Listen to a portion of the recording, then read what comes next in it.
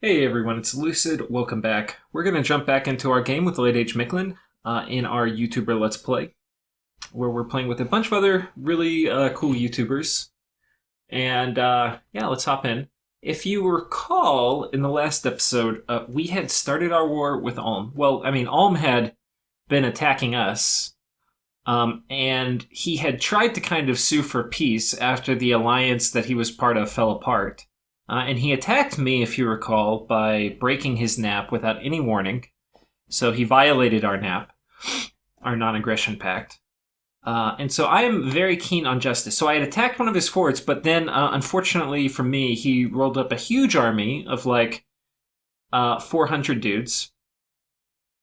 And that scared me a little bit. So we moved off, trying to dodge his army, and we're hoping this turn that that he does not intercept my army, because he could have. So that's kind of like the big question this turn. Does he intercept my army or not? I'm going to do this a little bit out of order with the turn messages, because I really want to... Let's see if he intercepts. So we'll do battles, and then we'll come and go through them all. So, okay. So this, we are moving... we're moving our army off the fort that was over here to the left, and... we did dodge it, but it looks like we ran into some blood hunters. So these guys were... This is free spawn that he had patrolling. He had this guy here blood hunting and this guy blood hunting. And some rangers to kind of also probably blood hunt or help. That's actually really good for us.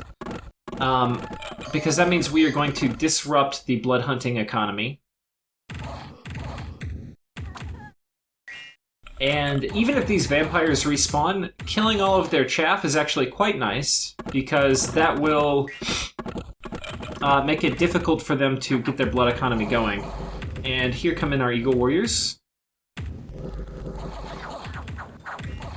And the vampires have invulnerability, but you can see that does not offer any protection when these guys deal so much damage. Like my little cats, the Ocelotls, deal 24 damage, which with DRN is enough to easily go through invulnerability. Okay. And anyway, that was that. So he did not intercept our movement. Then we have a battle here where we're attacking independents.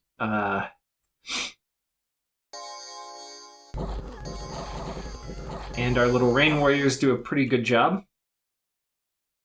And then we have a battle here where this is almost big Doomstack coming in, and he's got two big cavalry divisions on the flanks, or on the sides, and a big core of rangers in the middle with some vampires in the front. And on my side I have one slave, which hopefully will run and make it away. Looks like he will. So, yeah, we wasted a bunch of mage turns and his big army. But I was cracking that fort this turn, so I gave up the opportunity to raid it, but I don't think I would have beat that. And if I did, it would have been with far too many losses. So, yeah, he attacks me there, pushes me, or I had already kind of jumped off the fort, but he did not do the Jedi move and catch me. Now, we're also taking back one of our provinces. He's got a scout here, which is nice, so we can potentially kill that. So those are the battles, and that's the important thing, is that, yeah, we did not get intercepted. I'm going to go through diplomacy now. So message from men. Greetings, Mictlan. We agree to your proposal where you take Vineyard 74 and we take the Grove 67, a good compromise and one we embrace. We also embrace our NAP 3, which will secure both our borders. The only proviso we would make is that if either one of us takes 10 and it's thrown, that would be considered an act of war with immediate effect. I need to actually see which one 10 is. Let's actually go check before we finish reading this. If you hit G, you can type in go to. Okay, so that's this one. I don't know why he said that would be... like. I guess I could take it from the ocean, but that's unlikely. I'm not going to be taking this from Hydras with my little aquatic force. Midgard may still attempt victory in the coming months with the throne of Pantocrator just across the water. Midgard has been building a large army to take the throne, which you will most likely have seen from the shoreline. Pythium has agreed to guard the throne, and we support them with this. In the early days of our war against Midgard, with honors about even, my goal is to wrest a throne or two from them to stop their threat. And that is actually true. So I do like Daz's message here. Midgard is definitely in a position to go for a throne victory. If we look at it, he's got this one and this one and this one. So that's a total of 4, and you only need 7 to win. So if he got another level 2 and a level 1, he would win. So we have to be pretty careful. And Midgard is a nation that can throne rush pretty easily because it's really hard to know where his troops are, and he can sail, which gives him huge mobility around the map. Attention races of Endworld, the Wardens of Avalon pledge our sword to Pythium as rightful holders of the throne of Pantocrator. We will consider a declaration of war for any faction that would attack that province. The band of elves of Midgard have disappeared, have disparaged our good name with untrue accusations about arcane arrows, and have stabbed us in the back with vile attacks. For the coming 6 months, a bounty of 10 gold coins will be paid for the head of Van leaders and Van Hurst, whose execution is witnessed by our extensive spy network. And at the bottom he says, remember, a good elf is a silent elf. The best way of silencing an elf is by removing its head. Okay, so this hatred of elves actually is going to come up again in our Yomi Let's Play, which is kind of funny. A message from Ulm. Greetings, neighbors. Based on current events, it's clear that you are working in conjunction against the interests of Ulm. This is fine. Know that as you receive this message, the forces sieging Lager's camp, that was that battle we just witnessed where we dodged, have either been utterly destroyed or have cowardly fled. Nor do we fear Midgard's army that will no doubt be in our lands. Also, with the receipt of this message, we will gladly destroy Midgard's army for a second time. There are no thrones in our lands. It's only the destruction of your armies that is certain. Know this. Be the first to declare neutrality with Ulm, and the others will be utterly destroyed by our armies. There is now only blood in the lands of Ulm, and it flows freely now. It makes us manifest. You will receive no further communication from us. So this is to Mictlan and Midgard. So that's fine. We are not going to be messaging Ulm. We're going to be trying to kill them. And a message from Mictlan. That's us. We have seen the first of the vampiric thralls from Ulm, so hide your wives and children. The vampires of Ulm have started to spread their disease amongst the world. This unholiness should be dealt with before his immortals spoil this world in darkness and sin. So, letting everybody know there that the immortal vampire plague apocalypse is coming for us. So a message from Pangaea. A colorful yellow crow swoops in with a message. It reads, Greetings. You've seen some battles, I've noticed. My war is with Fortuitous. Those pathetic lizards need to rot. Our boards have peace, you and I. Good luck on your battles. GD. So. Wait, who's playing Fortuitous again? Okay, I was a little confused. It should be GC, which it... well, no. Pangaea is, I think, Dwarf Comic. So, maybe that's the name of his Pretender God. Where's Pangaea? Oh, Green Death. Hollow Hunter of Green Death. Okay, so that's the signature here. A message from Midgard Bloodmen. We give you information to help with the common cause. Armies of the Man this month enters someplace with 68 troops, Broken Statues with 54, Lost Kingdom with 56, and Dragon Pass with 89. They're led by Castellans with compositions of Wardens and Rangers, we forget. Only Army and Dragon Pass has mage support. We see Ulm moving to the south to break your siege. We take this time to raid Ulm, but we're going to have to deal with Man also. We expect Man continues to push into our territory. This gets in Utgard's way, as no doubt Utgard wants to eat Midgard. Pythium is also attacking us like a crow feasts on corpse after battle. Yet we are still dedicated to the destruction of Ulm and Avalon. We deal with crows later on if we live. It's cold winters in Midgard, but hatred of Ulm burns hot. Yeah, that's basically how I feel too. A message from Utgard. Let's agree to nap 3 for now, then. Finally getting replies to diplomacy, so getting a better idea of the situation around me. Always a bit panicky subbing into a Diplo, in-game only for the first few turns. Looks like man's already started to move against Midgard to our south. Okay, so that's all the Diplo.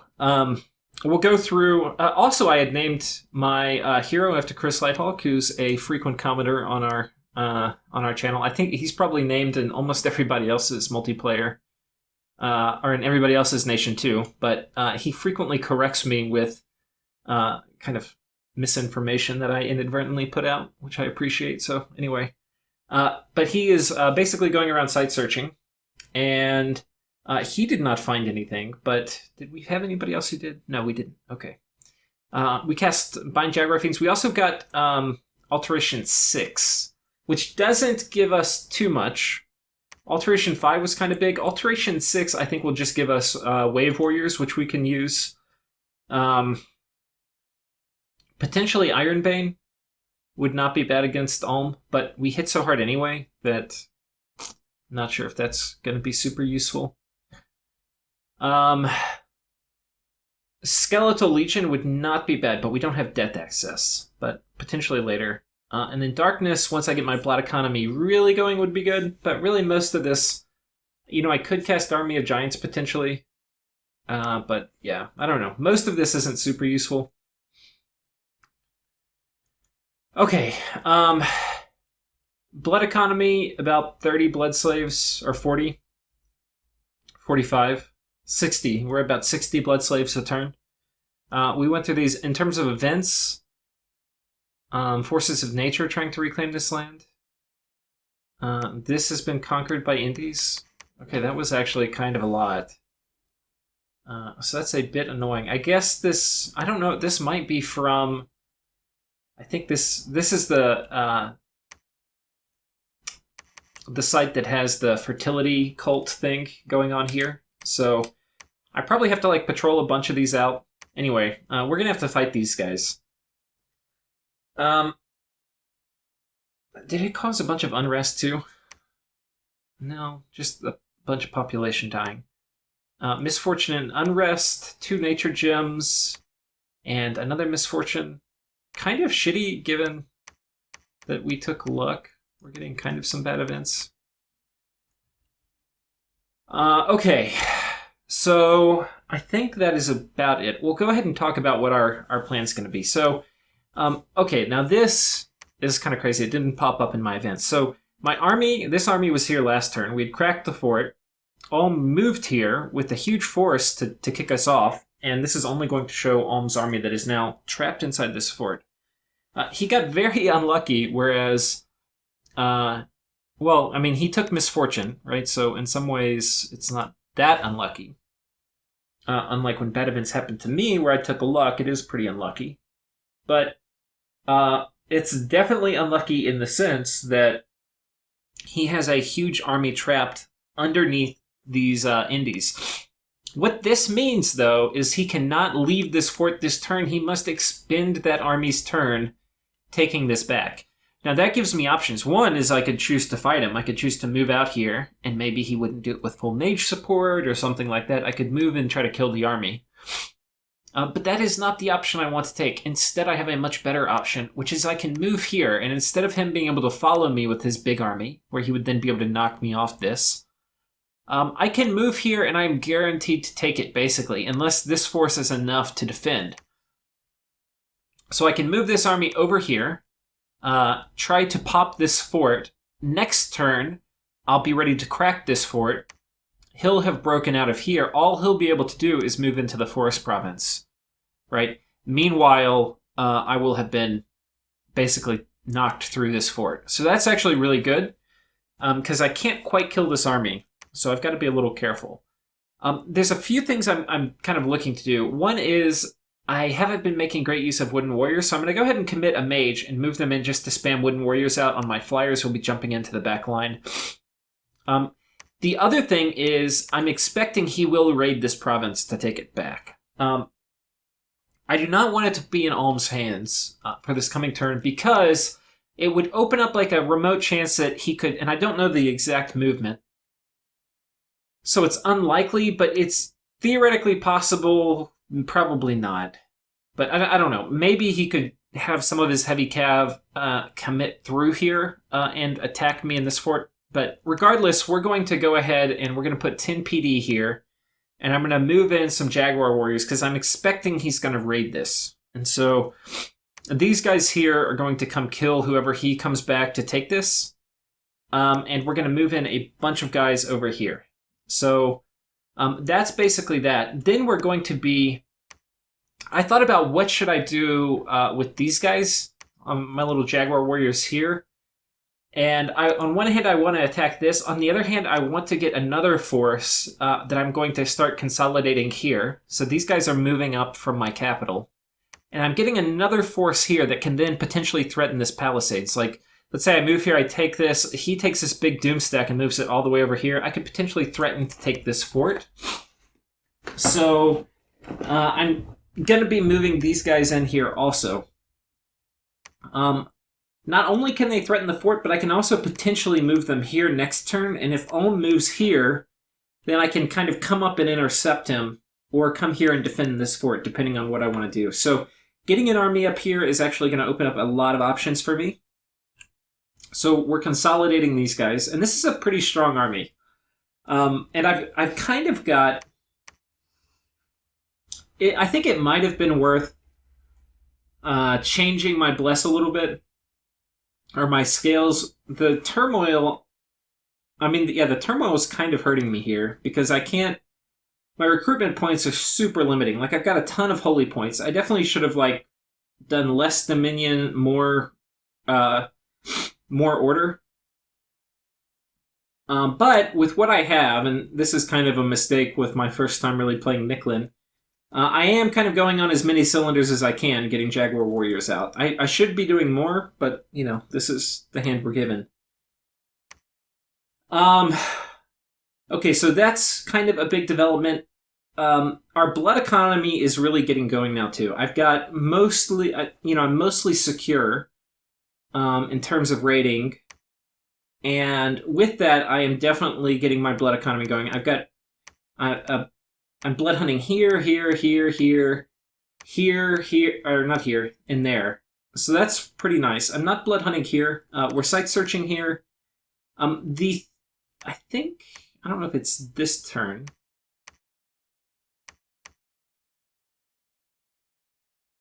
Yeah.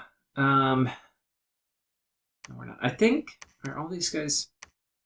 Okay, most of these guys have Sanguine Dowsing Rods. I can't remember if the guy coming in here is bringing another one now. So I'm going to, probably next turn I need to go ahead and make some more Sanguine Dowsing Rods. We are also patrolling here, so the unrest is kind of high, and I'm having to waste a mage turn patrolling, but hopefully that will not be the case after this. The other thing I'm doing, and that's because vampires could kind of come raid me at any time, is like I move patrolling when I move all my guys here. Oh, wait, no, these guys are actually, we're hanging out here. So, I guess, I had said I'm moving in, but really I'm just moving Chris Lighthawk in here to do some site searching. In terms of site searching, we're not doing that great. It is not really a priority, whereas I care more about blood slaves at the moment than gems. But this hero was such a great site searcher that he's definitely going to be committed to site searching for a good long while. But when I get Alt 7, he's going to be running around casting Fog Warriors on people. To do this, though, I have a fair amount of air income. I can do... I need a Clam of Pearls, too, which I think she can forge. So I'm going to give him a Clam of Pearls, which is going to give him Astral Gems, so he can do Power the Sphere every fight. And then he's going to need to cast... that's still not going to be enough. So he'll be Air 3, but you need to be Air 4 to cast Fog Warriors. You can kind of cheat your way through it if you put Storm and such things up.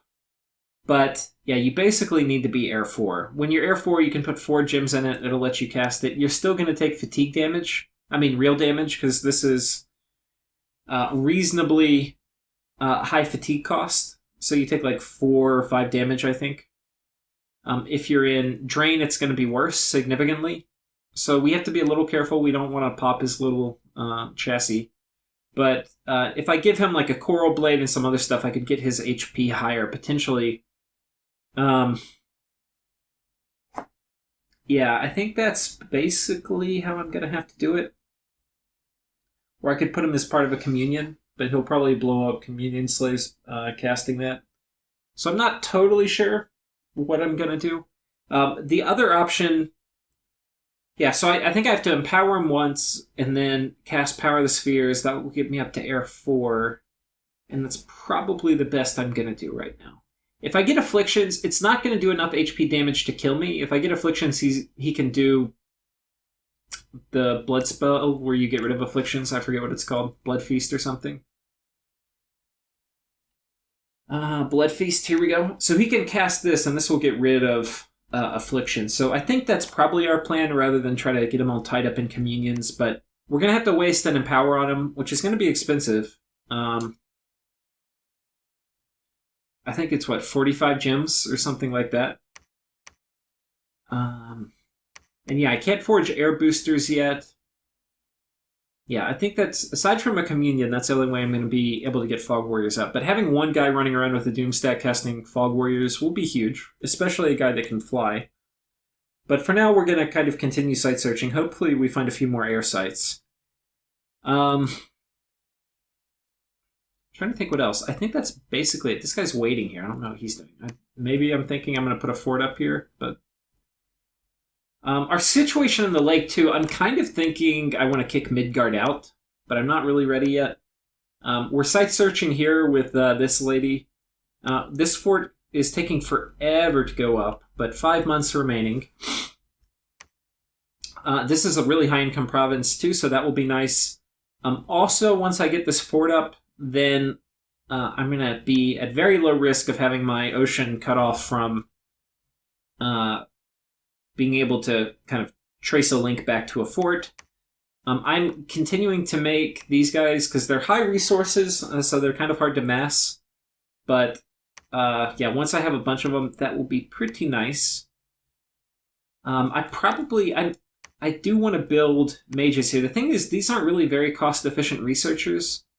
With water, too, though, they will be pretty damn strong in the water. I mean, they can do summon water power and then summon water elemental, but I don't have any conjuration research, and I won't until I have Alteration 7. And that's not even a priority after that, because I'm going to go for Blood Magic, probably 6, which will break me into death. So I don't really know what my water mages are going to do, aside from research, and they're not great researchers. I mean, the forts are more just to be able to trace income. Because, yeah, I could forge things, but I don't really have great thug chassis yet. And my bless isn't really a thug bless, it's more like a glass cannon bless, which is not normally what you want on thugs, unless you're doing counter-thugging. So I'm not really sure, because like these guys can make Boots of Quickness, but that actually doesn't stack with my bless. So I really haven't figured out what I'm going to do with my water gems. Or my water mages, for that matter. I know eventually they will allow me to command the oceans, but this game isn't going to go that long, because we have the Horror Apocalypse starting at turn 40. So I don't know. I really don't know. But I do want to get these troops out. Yeah, and having another fort here will definitely help with that. So I think that's it for this turn. Things are definitely looking up from where they were a while ago. This war with Ulm, this was a very fortuitous event, and we need to fully capitalize on it. I do need to figure out how to kill this army. I'm not going to be able to, obviously, beat Ulm until I can kill one of his major armies. And this army isn't quite enough to do it, so we're going to have to figure it out. I've got some ideas, but I'll talk about those in the next episode. So, thanks, guys, and see you then. Oh, one last thing. I'll just show you. This is... Did I do my outgoing messages?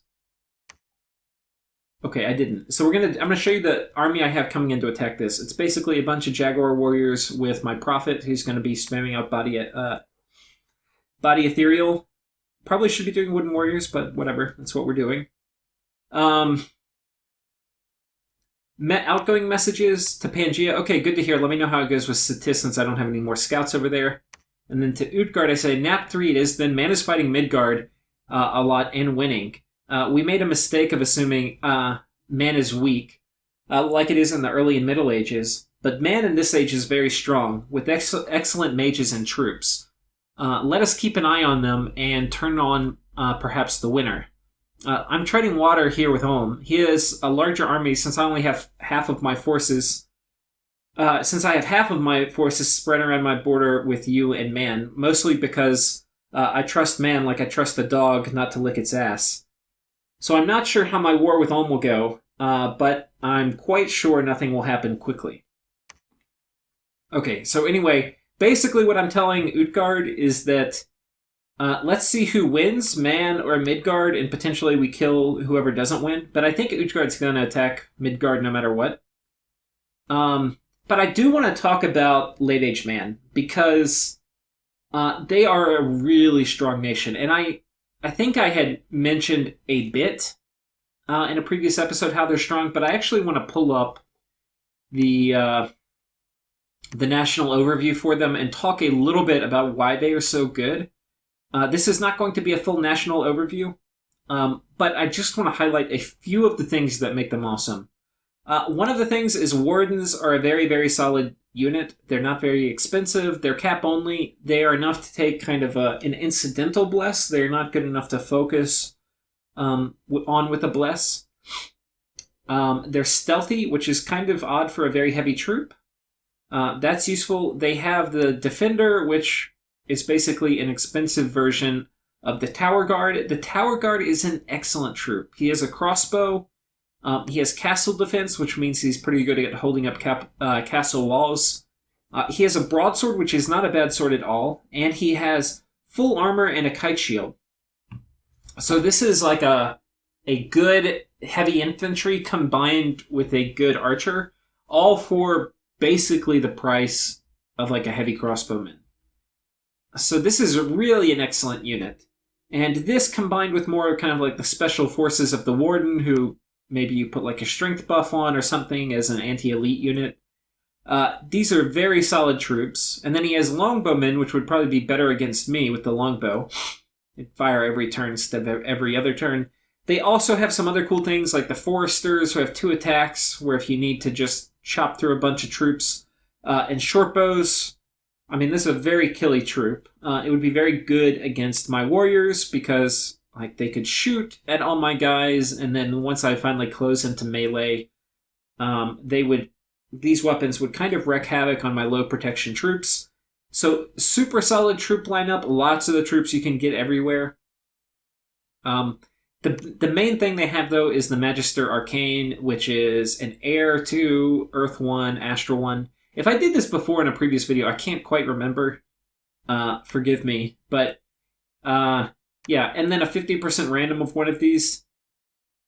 This guy is ridiculous. It's a recruit anywhere mage. The only thing that sucks about him is he's old age. But whatever. I mean, these guys, they can be in communions. Not relying on really weak communion slaves is actually kind of nice. Because basically, you're not going to be taking a huge penalty when you have like a stronger communion master. So this guy can do Power of the Sphere, summon Earth Power, and then spam out all sorts of stuff. Great air buffs, great earth buffs, great astral buffs, Thunder Strike, Gift of Heaven, all the really important late game stuff this guy can do. And you can mass them.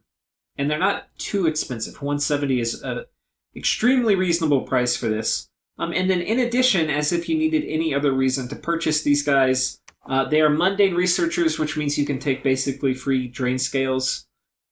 So yeah, kind of huge. Anyway, that's actually kind of funny too. His pretender title, Daz Tactic, Holder of the Windbag, which is kind of funny because windbags normally mean they talk a lot, and Daz sends a message literally every turn. Like this turn, I got 2 messages from him. But anyway, I love Daz. Okay, so anyway, but that's important. We have to be really careful about Man. Man is definitely... Late Age Man is a very, very strong nation. And he has a good amount of infrastructure up, which means he can really crank troops out. So we have to be real careful. But anyway, that's it. Thank you for watching. I will see you next time.